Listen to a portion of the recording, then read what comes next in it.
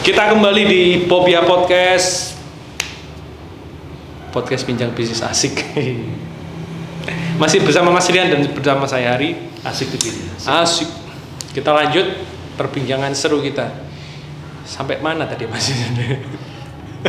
Sistem yang kedua. Sistem yang kedua. Iya. Tapi kan pada akhirnya kan puncaknya adalah memutuskan untuk udah ini menemukan titik jenuh, ya kan? Iya nggak sih? Ya. Akhirnya menemukan titik jenuh dan dari situlah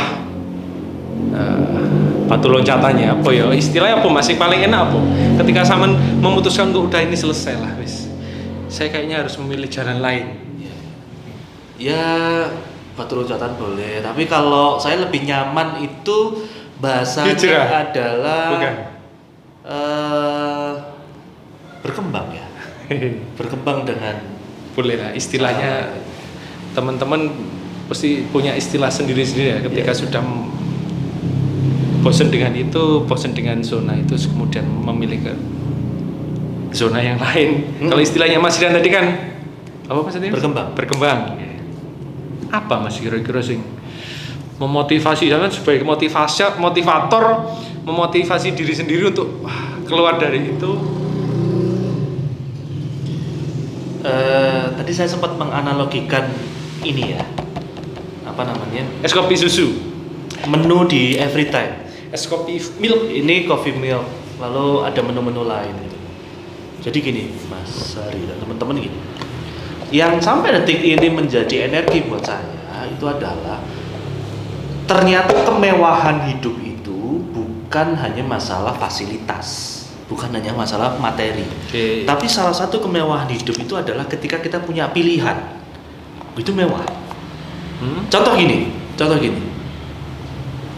Saya bangun pagi, bangun pagi. Ketika saya berada di dalam sebuah sistem yang sifatnya rutin gitu kan ya, maka kewajiban saya adalah pada saat bangun pagi itu mau tidak mau di jam tertentu saya sudah berada di lokasi tempat saya bekerja, gitu kan ya. Itu mau tidak mau, karena setiap hari kecuali Sabtu Minggu. Itu pun kalau Sabtu Minggu tidak ada kegiatan. Okay. Kalau tidak ada kegiatan berarti ya wes berarti extend ya. Yeah. Nah, ketika ternyata sekarang setiap saya bangun pagi, saya bisa punya pilihan. Saya mau bersih-bersih rumah, saya mau olahraga, atau saya mau belanja, gitu kan ya, atau saya mau jalan pagi, atau saya mau bergumul kembali dengan anak-anak saya, misalnya seperti itu. Istri juga dong. Ya. Aktivitas juga itu kan ya. Jangan nanya istrinya nanti. Aku enggak. Aktivitas juga kan ya. Nah, pilihan ini dulu saya nggak punya, Mas. Dulu saya nggak punya. Ternyata sekarang itu terlepas ada sekarang mungkin income nggak tiap bulan seperti dulu gitu kan ya. Terus fasilitas, lalu jabatan mentereng gitu kan ya, seperti dulu. Tapi sekarang saya punya pilihan. Artinya apa? Ternyata ketika referensi yang saya punya semakin banyak, itu saya merasakan ada nilai yang tambah di diri saya. Itulah kenapa saya memutuskan untuk menjadi independent professional trainer soft skill gitu. Oke.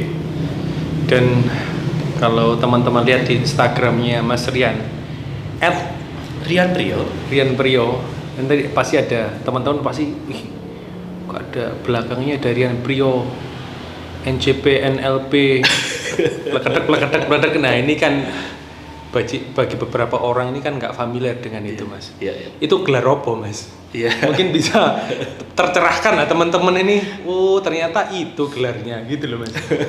Ya ini non akademik ya, gelar non akademik.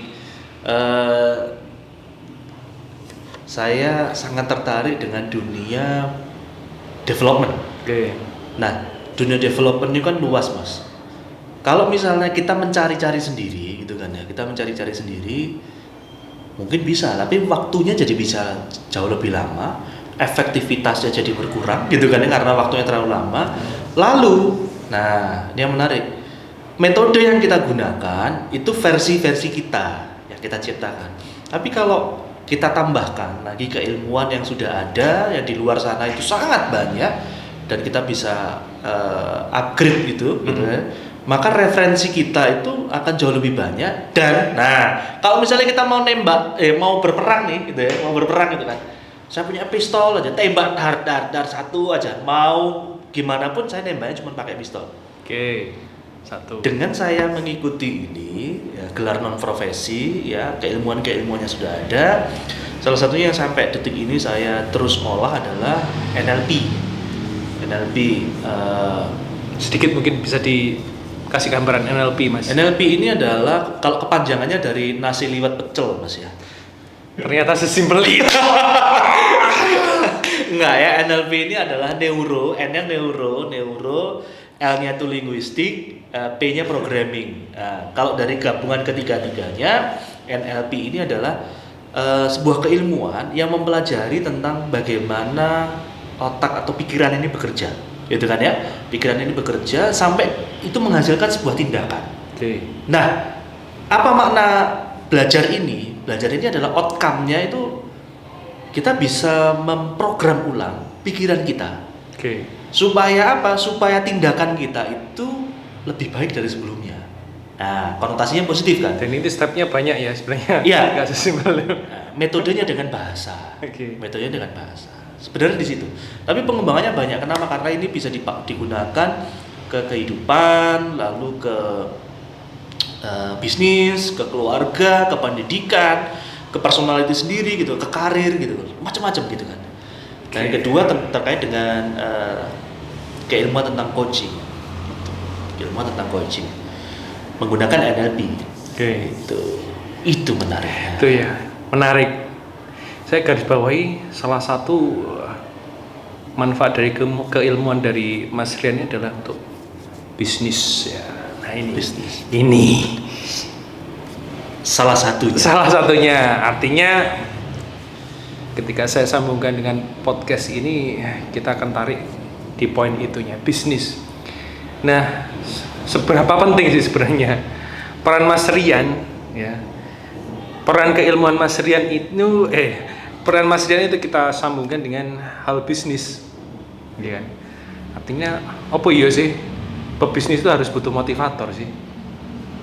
Kalau menurut saya misalkan menurut orang kayaknya nggak perlu, karena saya bisa memotivasi walaupun banyak ya variabelnya. Saya tanpa harus ada motivator, bisnis saya tetap jalan. Gitu. Kita perlu tahu sebenarnya ada beberapa jenis ya. Ada motivator, ada trainer, ada juga mentor, ada coach. Oke. Nah, keempat-empatnya ini sebenarnya punya fungsi yang berbeda-beda. Apakah kita butuh motivator gitu kan? Apakah kita butuh trainer? Apakah kita butuh mentor, ataukah kita butuh coaching? Okay. Sebenarnya tidak terkotak hanya butuh motivator. Tapi keempat-empatnya ini kita bisa kemas ya. Kemas dalam satu paket ya. Ya itu tadi. Ini peluru yang mana yang kita gunakan gitu. Karena problemnya bisa jadi bukan hanya satu variabel, ya, dua variabel atau mungkin semuanya. Iya, betul. Gitu. Kalau motivator itu fokusnya untuk memotivasi dari yang demotivasi menjadi termotivasi. Itu motivator. Okay. Jadi dia itu kayak menyulut gitu lah, menyulut. Itu motivator. Tapi kalau trainer itu melatih gitu kan ya, atau mengajari dari yang tidak tahu menjadi tahu, dari yang tidak bisa menjadi bisa. Oke. Itu. Lalu ada mentor. Kalau mentor ini fokusnya lebih ke arah bagaimana mengawal si orang yang dimentori gitu kan ya, untuk melakukan sesuatu sampai dia bisa mengawal. Oke. Ini mengajari, ini mengawal. Apakah bisa dikombin? Bisa. Yang terakhir coach ini sebenarnya ada satu lagi konsultan ya. Oke. Kalau konsultan ini kan termasuk bidang yang sampean geluti juga. Iya, ada 5 ini. Yang keempat ini coach. Coach ini adalah bagaimana sebenarnya peran coach itu membantu si coach gitu ya, atau kliennya ini untuk dia menemukan potensi terbaik ya, menuju ke tujuannya si coach. Okay. Butuh nggak kira-kira? Nah, Pertanyaannya adalah, yang terakhir konsultan ya. Kalau konsultan jelas dia akan mengintervensi di dalam situ karena dia langsung ikut melakukan activity parsial sih, tergantung nanti secara kebutuhan. Nah pertanyaan adalah butuh nggak seorang, saya bicara business owner mungkin ya, business owner. Karena di dalam bisnis itu yang penting kan ada nakoda. Sebelum kita bicara tentang tim, nakodanya sampai business owner kan. Penting nggak mereka itu untuk membutuhkan itu? Wah saya bisa kok segala macam. Analogi yang paling mudah gini. Tahu Cristiano Ronaldo dong mas? Tahu Lionel Messi? Gitu kan? Itu hebatnya luar biasa. Gitu. Hebatnya luar biasa. Lalu kenapa mereka masih membutuhkan seorang coach, ya, seorang mentor? Kenapa gitu? Hubungannya gini. Ada cerita teman saya itu mau pulang kerja, ya, mau pulang kerja dia bawa kendaraan roda 4, kendaraan roda 4. Pas dia pamit ke temennya mau pulang, gitu kan ya, mundur mobilnya, atret terus mau berangkat. Nah, begitu dia mundur, temennya itu yang ada di belakang, ya di belakang mobil itu menghampiri mobil itu terus sambil ketuk, mas gitu. Keluar teman saya. Ya mas, kenapa mas? Itu lampu rem sampean kok mati gitu. Lampu rem sampean kok mati. Masa sih mas? Iya, coba deh ini dilihat. Oh iya mati. Ternyata yang dua kanan kiri ini mati. Yang hidup cuman lampu yang atas. Spoiler belakang, atas. Yang atas. Artinya apa?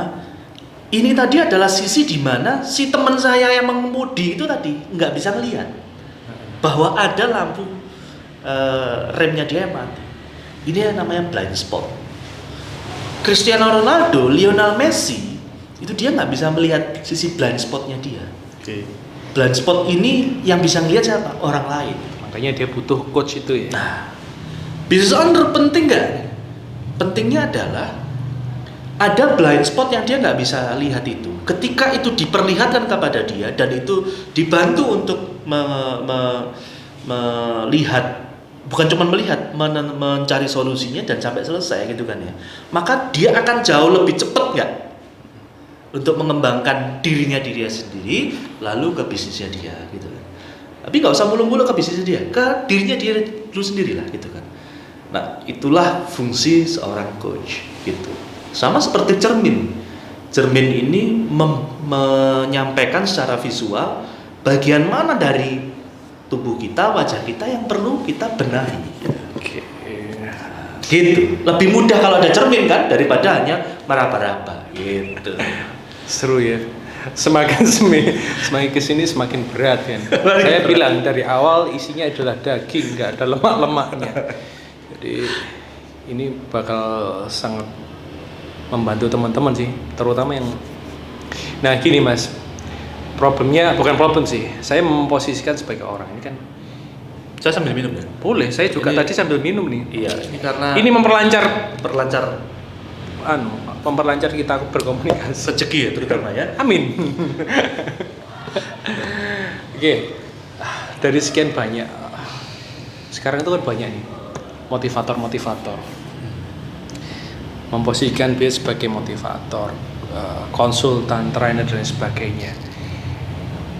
Apa ya? Saya mikir kadang pebisnis itu melihat apa iya sih dia bisa. Padahal motivator atau trainer itu dia nggak punya background bisnis, iya kan?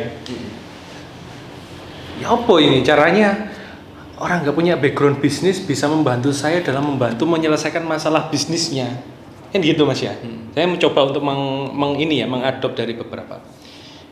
Kira-kira ya apa mas? Misalnya kayak gitu gimana? Artinya dengan mindset berpikirnya para pelaku bisnis dengan pola mindset seperti itu. Iya. Inilah menariknya kalau di dunia development. Jadi kita nggak selalu harus pakai gigi 1, gigi 2, gigi 3. Gigi 1 terus enggak. Tapi kadang kita pakai gigi 1, gigi 2, gigi 3, perlu mundur ya pakai R gitu kan ya. Sama di dunia development. Kapan sebenarnya itulah kenapa kalau kita mau berkecimpung di dunia development, referensi sebanyak mungkin kita harus dapatkan dan itu dikelola. Sebenarnya fokusnya bukan masalah di bisnisnya ya, karena kalau expertise di bisnisnya mungkin dia lebih ahli, gitu ya. Tapi yang lebih penting lagi sebenarnya adalah bagaimana aktivitas di dalam bisnis ini ya, yang selalu muncul tantangan-tantangan baru, tantangan itu terselesaikan, gitu. Nah yang bisa melihat itu apa salah satunya adalah bukan hanya orang yang berkecimpung di bisnis itu, tapi orang yang punya passion dan memiliki kompetensi untuk melihat masalah itu dan membantu mencari solusi. Part itulah kapan kita menggunakan teknik coaching, kapan kita menggunakan teknik mentoring, kapan kita menggunakan counseling, training maupun motivasi, gitu. Jadi kapan dibutuhkan? Nah, itu namanya bahasa kerennya itu kayak air itu loh, menyesuaikan. Gitu. Semakin kita bisa merasa menjadi air, kita bisa ngisi ruang-ruang di situ. Gitu, Mas.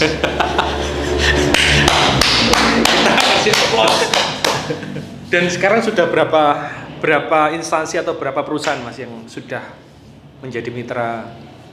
Ini pun sudah punya ini kan Mas, bendera Mas Iran namanya apa sekarang? Ya, kalau saya di 2020 ini mulai membuat sebuah brand sendiri namanya Amazing Plus Indonesia gitu kan ya. Masih embrio gitu kan. Tapi saya menjadi associate trainer itu di beberapa lembaga training and development. Ada sekitar 4, sebenarnya 5, yang satu ini di Jakarta, tapi belum saya follow up lebih lanjut secara serius gitu karena kondisi pandemi saya nggak bisa bertemu langsung dengan. Jadi ada 4 yang sudah aktif gitu kan ya. Rencana mau tambah 1 lagi 5, dan saya sendiri sedang membuat brand yang namanya Amazing Plus Indonesia gitu. Insya Allah nanti 2021 mulai. Dia sudah prepare ya sekarang? Ya, ini sudah persiapan gitu. Kalau terkait dengan klien 40 sampai 50% itu dari teman-teman asosiat ya. Teman-teman asosiat, ada pemerintah daerah, terus kementerian, dinas, lalu ada perusahaan multinasional company juga ada, beberapa perbankan gitu. Lalu ada juga perusahaan swasta dan juga UMKM. Dan ini membuka kesempatan buat teman-teman yang nonton juga ya, yang lihat podcast ini. Iya. Atau ada sesuatu yang bisa disampaikan buat teman-teman Mas? Yang menarik gini Mas Ari. Nah ini buat teman-teman yang menyaksikan. Kalau memang teman-teman merasa ada kesempatan atau kebutuhan untuk dibantu gitu kan ya, jelas saya siap bantu gitu kan ya. Dan saya berikan penawaran ke teman-teman sekalian. Kalau teman-teman ingin didampingi secara personal gitu kan ya, yang mana nih personal atau bisnisnya? Bisnis itu nanti akan terasa sendiri gitu, tapi lebih penting ke personal itu, para business owner gitu boleh. Walaupun berdasarkan personal ini nanti muaranya tetap bisnisnya personal ya, bukan personal nanti akhirnya muaranya ke yang lain. Iya. Baik biar di-clearkan, biar nanti baik para business owner atau para eksekutif gitu, teman-teman yang ingin meningkatkan karirnya, boleh nanti saya bantu untuk personal coaching. Pasti banyak teman-teman yang butuh dengan jasa Mas Rian. Butuh entah itu dari aspek counseling, mentoring, atau developing kan gitu. Ya kan? Sebenarnya ekspertisnya Mas Rian ini lebih ke mana Mas? Artinya dari banyak aspek ini kan, developing bisnis atau mentoring dan lain sebagainya, itu lebih ke ekspertisnya Mas Rian di apa? Nggak boleh tahu. Ya, payung utamanya sebenarnya di pengembangan, development. Fokusnya kemana sebenarnya? Yang pertama adalah tentang personality development. Kenapa penting personality development? Karena kalau kita bicara tentang gambaran besarnya gitu kan ya, sebuah bisnis gitu kan, sebuah bisnis ini kan terdiri menjadi sebenarnya dua bagian. sistem dan tim. Nah, sistem dan tim. Mungkin ada lagi Mas Rian, selain sistem juga ada yang namanya aset, resources dan segala macam. Tapi gambaran besarnya sebenarnya dua itu penggerak utamanya, sistem sendiri dan juga tim. Apakah aset ada di situ? Ya aset, tapi kita nggak berbicara tentang tangible-nya, ya, bukan kita bicara tentang tangible aset, tapi kita bicara tentang intangible-nya. Kenapa? Kalau intangible-nya ini jalan, dinamis, maka insya Allah bisnis ini juga dinamis. Nah, intangible-nya apa? Intangible-nya adalah sistem dengan tim ini sendiri. Nah, kalau kita berbicara tentang tim, sebelum kita bicara tentang sistem ya, kita berbicara tentang tim. Maka di dalam tim itu ada gabungan dari personal. Maka mana nih yang kita perlu tekankan dulu? Yang kita perlu tekankan dulu adalah bagaimana kita membentuk personal. Ya, personal dengan kualitas. Nah, pertama para business owner kan. Ya, terkait dengan itu. Karena di dalam sebagai seorang business owner terutama pasti dihadapkan pada sebuah kondisi yang dia nggak bisa milih.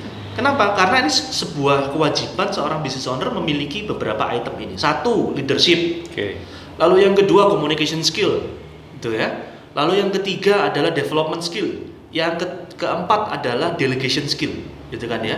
Delegation skill. 4 hal ini yang paling tidak harus dimiliki oleh seorang business owner.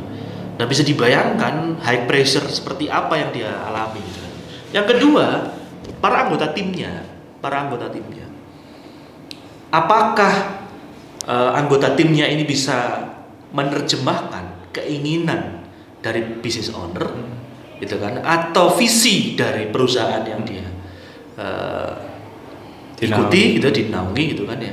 Supaya apa? Karena kalau kita bicara tentang bisa menerjemahkan, kita bicara tentang frekuensi, menyamakan frekuensi. Bisa dibayangkan kalau anggota tim ini banyak, gitu kan ya. Lalu visinya nggak bisa sejalan.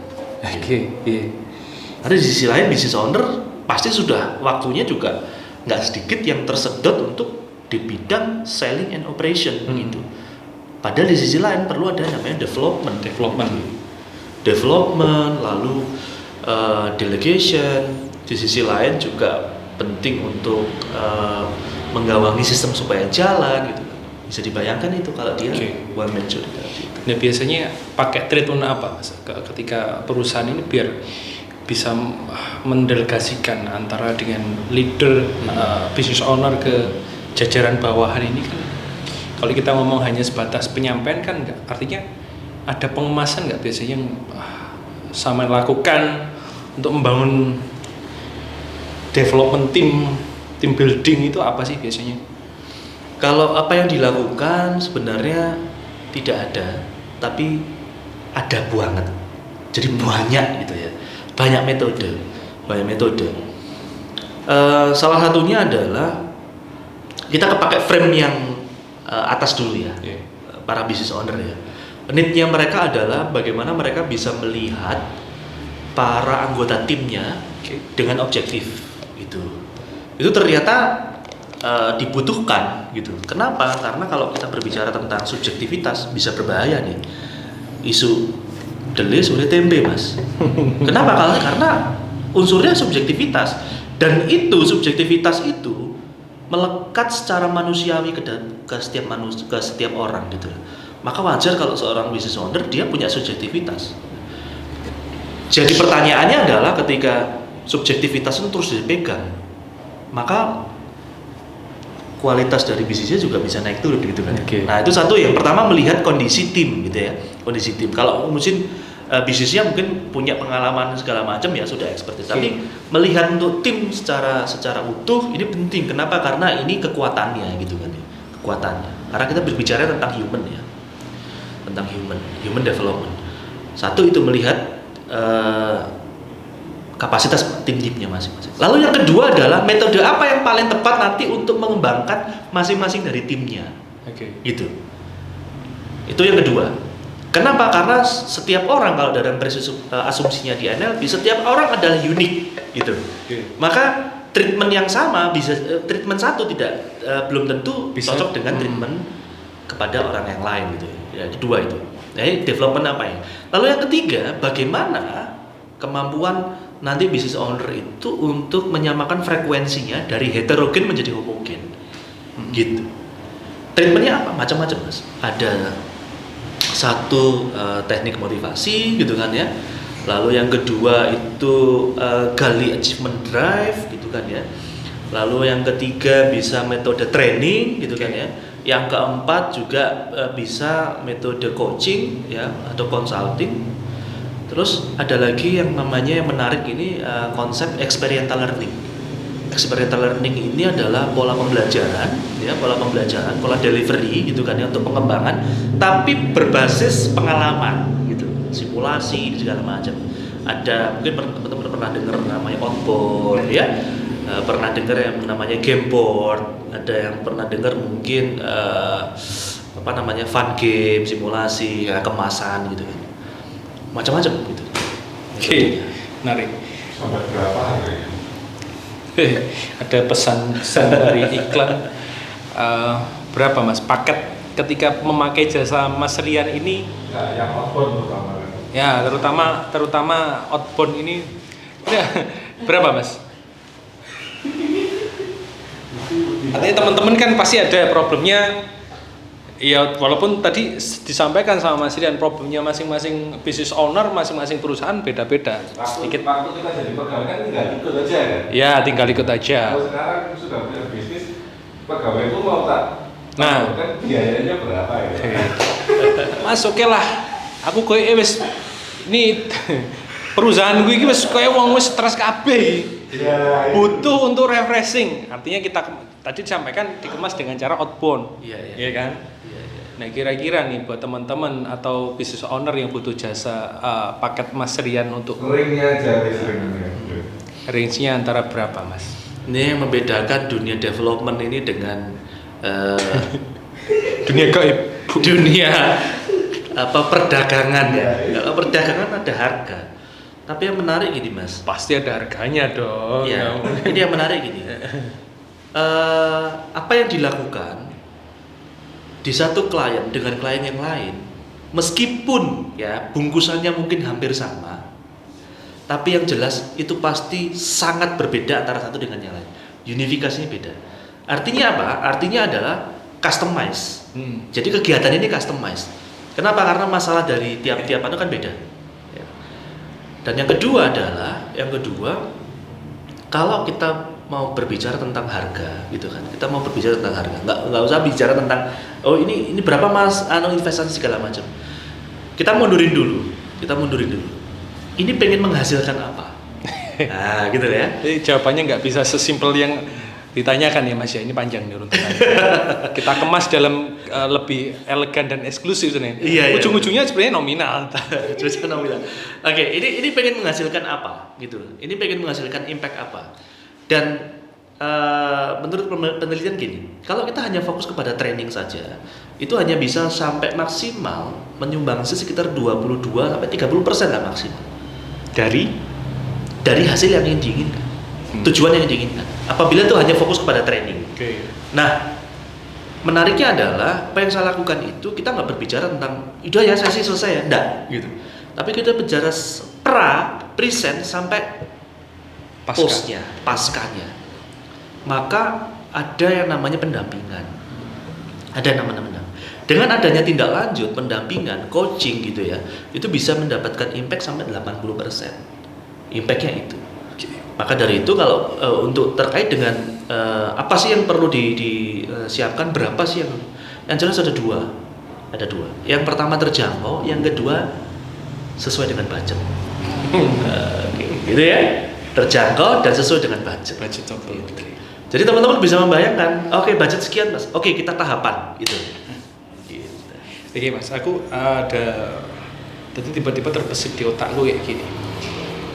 Ada kalanya gini, ketika memakai jasa Mas Rian ya dalam sebuah bisnis, ini kan konseling atau coaching ini kan butuh runtutan nggak singkat. Ya, butuh runtutan stepnya kan banyak. Nah problemnya ketika sudah sampai dengan taruhlah misalkan dari 10 tahapan ini sampai dengan 3 ini business owner nggak yakin, aduh ini nggak membantu problem di perusahaanku gitu. Udahlah nggak usah lah di sini. Apa solusi yang ditawarkan Mas Rian ketika menghadapi business owner yang punya nggak sampai selesai, sampai sekian aja aku sudah nggak yakin. Udahlah wis, nggak usah pakai jasanya Mas Rian gitu. Itulah pentingnya kita di awal itu mengeksplor bersama-sama supaya ada frame yang sama dulu, itu kan ya, clear, tidak ada yang ditutup-tutupi. Supaya apa? Supaya segala sesuatunya itu di awal yang seakan-akan abstrak itu kita perjelas, gitu, perjelas. Kenapa? Karena untuk menghindari hal-hal seperti ini. Karena namanya usaha ada resiko. Namanya berproses itu ada perubahan-perubahan dan modifikasi. Nah, kesiapan itulah kenapa ketika berbicara tentang pendampingan gitu kan ya, coaching gitu kan, kita selalu tekankan 3 hal. Yang pertama itu adalah willingness, kemauan dulu untuk berpindah dari satu titik ke titik yang lain. Yang kedua itu komitmen, gitu kan, arti kemauan. Lalu yang kedua komitmen.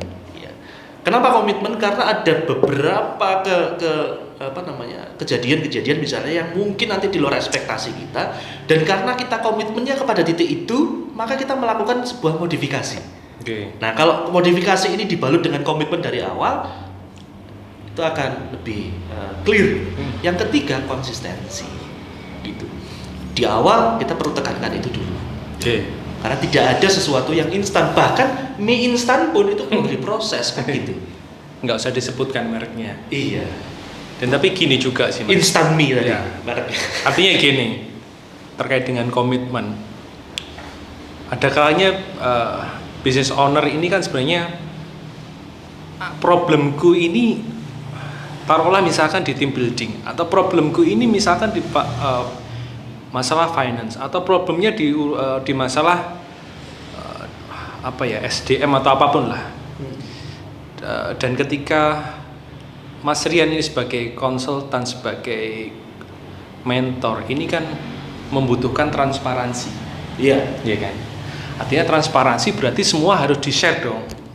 Ini urusan nggak hanya urusan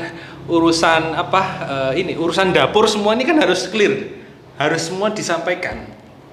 Padahal bisa jadi seperti itu. Ya, padahal sebenarnya adalah ada satu sisi yang ini aku keep deh. Ini karena ini rahasia banget nih, ya kan. Padahal kalau misalkan mau mengeksplor, intinya kayak gini, analoginya kayak gini. Ketika dia mau tahu masalah dalam anatomi tubuhnya atau kesehatan mereka, kan harus di general check up nih. General check up artinya harus tahu semua, ada mulai A sampai Z. Iya. Ya kan. Padahal aku nggak pengen lah diketahui isi perutku, nggak usah lah yang ini aja lah ini. Iya kan. Kalau hal tersebut saya kira wajar ya. Kenapa? Karena semua orang punya titik di mana itu akan di-keep. Ya, mungkin kalau orang Jawa bilang saru lah gitu ya, atau dibuka gitu kan, atau aduh ini aib lah, aduh ini rahasia lain segala macam. Tidak ada masalah dengan itu. Selama, nah ini yang penting. Selama informasi yang di-keep ini tidak linear dan relevan dengan hal yang sedang dihadapi, masalah yang dihadapi di tingkat masalah yang dihadapi. Tapi kalau ini linear, Mas Hari misalnya, dosaku sakit kepala Pak, tapi nggak cerita bahwa kepala ini kebentur 17 kali gitu. Saya cuma sakit kepala Pak, dikasih obat sakit kepala, nggak ngefek. Ternyata begitu didiagnosa lebih dalam gitu kan ya, mungkin di tempat lain atau gini-gini segala macam, ini udah remek ini gitu. Waktunya ganti kepala. Ya, ini ternyata waduh di sini ada gegar otak, ada penyumbatan di sini, kenapa nggak disampaikan gitu kan. Nah, ketika itu ternyata berimpact pada hasil yang diinginkan, yang rugi siapa? Ya gitu. Ya. Iya, yang rugi kan jadi business owner sendiri gitu. Karena fungsi dari apa yang saya lakukan itu adalah membantu. Jadi bisa dibayangkan ingin dibantu, tapi ada hal-hal yang sebenarnya jauh lebih penting untuk diketahui supaya proses membantunya lebih efektif, tapi tidak ditutupi, akhirnya jadi nggak efektif. Yang rugi siapa? Business owner. Gitu. Yes. Sekarang kalau misalnya gini, kondisinya pandemi ini kan business owner kepalanya waktunya ganti semua berarti dong. Kepalanya waktunya diganti, udah ngeblur semua. Problem mereka adalah omset. Ya, Iya kan? Problem mereka adalah omset. Apa yang saya tawarkan ketika kondisi seperti ini, Mas? Problem mereka omset. Nggak peduli ngomong masalah SDM, nggak peduli masalah quality control. Aku maunya pokoknya omsetku naik. okay. Omset itu output belum kan? Output. Oke. Kalau kita fokusnya kepada tujuan saja, tanpa kita mengupas yang namanya proses, kira-kira hasil yang didapatkan sesuai nggak? Kalau kita hanya fokus kepada tujuan, tapi kita nggak berbicara tentang bagaimana tujuan itu tercapai, cara-cara apa yang tercapai. Analoginya kan gitu, Mas. Oke. Mas, aku pengen ke Surabaya. Oke, pokoknya gimana pun caranya ke Surabaya. Numpak apa? Nggak tahu. Kapan berangkat? Nggak tahu. Ke Surabaya ngapain? Nggak tahu. Nemu siapa? Nggak tahu. Pokoknya saya mau ke Surabaya gitu. Itulah kenapa banyak juga, nggak sedikit loh, yang terjebak terhadap apa? Terhadap fokus goalnya. Oke.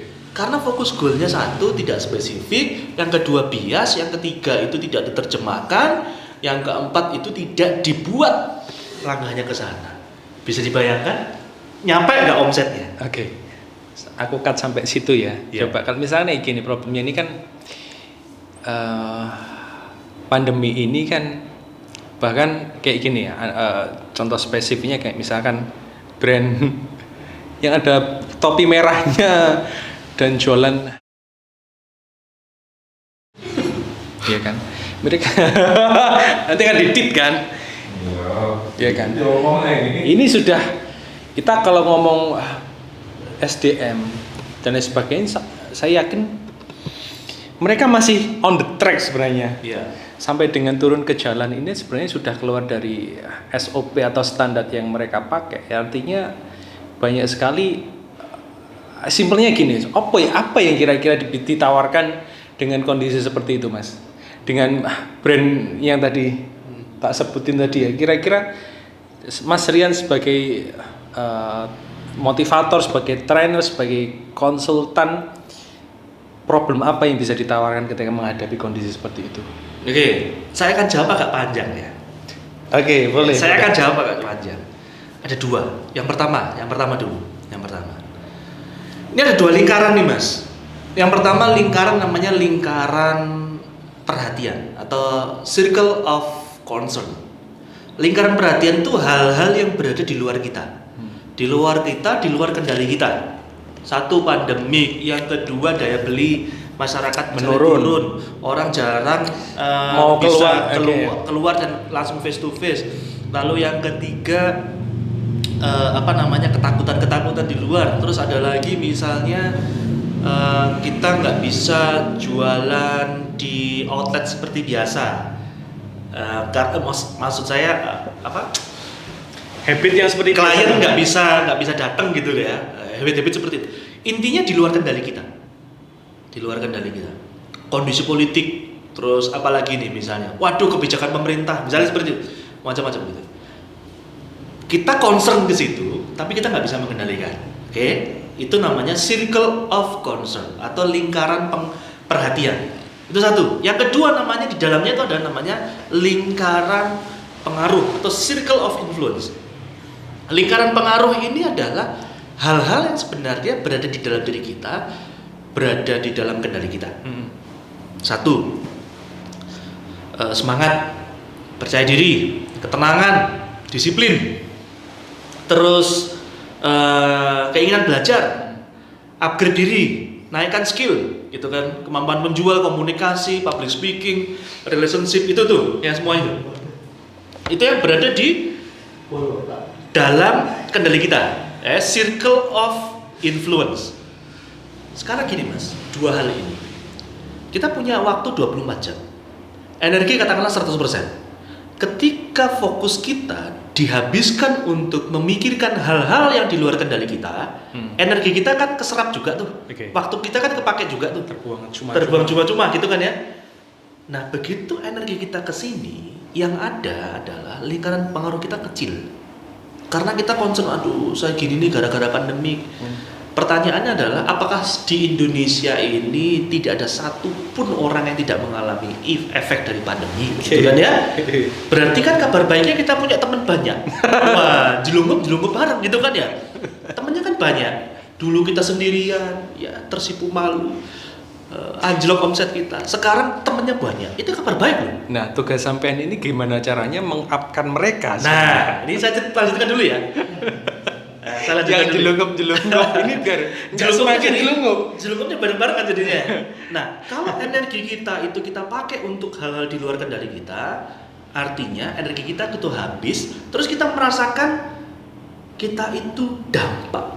Apa yang kita lakukan ini dampak dari hal yang berada di luar kita. Semakin lama kita semakin mengecil dan kita semakin merasa jadi korban dan kita nggak berdaya. Bangun tidur itu, aduh nasib begini banget, kayak gitu. Nah, pilihan yang kedua adalah kita punya waktu 24 jam, kita punya energi 100% sama-sama.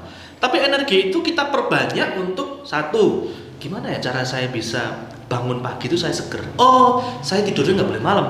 Satu. Lalu yang kedua, gimana ya caranya saya itu bisa sehat ya? Oh, setiap pagi saya jalan kaki. Oh, gimana ya caranya saya bisa terus dapat peluang untuk klien baru ini segala. Oh, saya harus setiap hari ketemu dengan orang atau misalnya komunikasi dengan orang gitu kan. Apalagi ya, saya meningkatin skill. Kalau energi itu kita pusatkan di situ, maka lingkaran pengaruh kita tuh melebar, Mas. Jadi apapun yang di luar sana terjadi, kita nggak terlalu terpengaruh. Bukan nggak terpengaruh ya, tapi tidak terlalu terpengaruh. Itu satu, Mas. Nah, yang kedua adalah menariknya di pandemik ini nggak sedikit orang itu yang memutuskan untuk saya harus berbuat apa. Cerita dari Mas Hari tentang brand yang tersebut besar tadi sampai dia turun ke jalan, itu sebenarnya mungkin bukan keluar dari SOP, tapi mereka membuat SOP baru. Oke, masuk akal. Kenapa seperti itu? Itulah yang dinamakan agile, fleksibel. Agile itu kan kita bisa bergerak, dinamis, berubah untuk apa? Ya itu dinamis ya. Untuk apa? Untuk tetap survive, untuk tetap bisa tumbuh. Agile. Nah, bungkusan dari agile itu adalah fleksibel. Maka kalau misalnya kita nggak bisa cara A, apakah hanya cara A itu yang harus kita lakukan?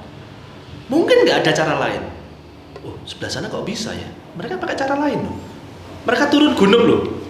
Mereka menahan yang dulu brand itu jadi nomor 1. Brand itu bukan jadi nomor 1, brand tetap ada, tapi survive mode ya, itu menjadi prioritas. Jadi prioritas. Okay. Maka dia agile, dia fleksibel, SOP-nya diubah. Gitu. Maka teman-teman sekalian, pentingnya adalah kalau Anda sekarang merasa sedang stuck, cek apa yang Anda lakukan ini masih efektif nggak? Oke. Nah, itu yang tadi mau saya sampaikan. Ada nggak message buat teman-teman yang sekarang menghadapi kondisi seperti ini, walaupun memang bersama-sama ya? Ya. Message buat teman-teman, Mas Rian sebagai motivator untuk membantu, setidaknya dari kata-kata Mas Rian bisa sedikit memberikan pencerahan buat mereka, buat teman-teman. Saya lebih suka memang disebut sebagai teman belajar dan teman tumbuh ya, Mas. Oke. Karena tidak memfokuskan hanya di motivator gitu ya.